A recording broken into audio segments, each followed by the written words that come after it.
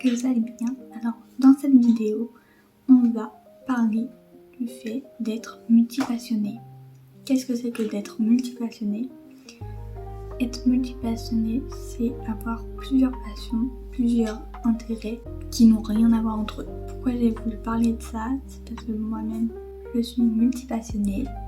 Parce que j'ai plusieurs passions comme la musique, lire, écrire, dessiner, etc.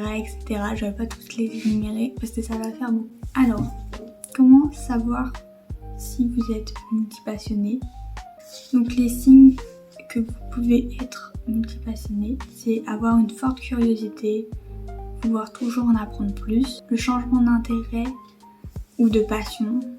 Par exemple, un jour, vous voulez apprendre l'histoire de la musique et un mois plus tard, ça vous intéresse plus et vous voulez apprendre l'histoire de l'art. Avoir plusieurs talents et compétences diverses dans différents domaines et une difficulté à choisir une seule voie. Si vous voulez, je vous mets des podcasts à aller voir juste ici. Je vous mets un petit truc des podcasts que j'ai trouvé que vous pouvez aller écouter. Et on se dit à une prochaine fois. Et n'oubliez pas, rien ne se perd, tout se transforme. Prenez soin de vous.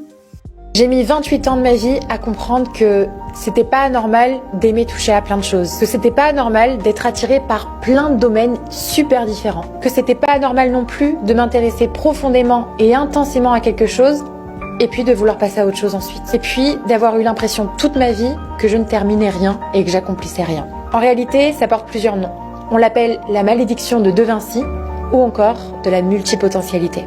J'ai toujours été attirée par de nombreux domaines et à chaque fois que je me présentais aux gens, je savais jamais quoi dire. En fait, je me sentais touche à tout, mais spécialiste de rien du tout. Je suis tombée par la suite, pendant ma grossesse, sur un livre, le livre de Marie Forleo. Et à l'intérieur, j'ai vu le mot entrepreneur multipassionné, alors que c'était pas du tout le sujet du livre. Et le terme m'a tellement parlé que j'ai décidé de creuser le sujet. Voici ce que j'y ai découvert. J'ai enfin compris que j'étais pas obligée de rentrer dans une seule case. Et je me suis autorisée à déployer toutes les parts de moi-même, toutes celles que j'ai essayé de cacher au monde. Alors je sais pas qui a besoin d'entendre ça aujourd'hui, mais stop.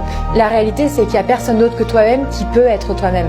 Mais être toi-même sous toutes tes facettes. Donc oui, ose incarner toutes ces facettes que t'essaies de cacher parce que sinon, t'as l'air de quelqu'un de pas fiable. Donc oui, si je te disais que tout est possible et que non, t'es pas obligé de te nicher.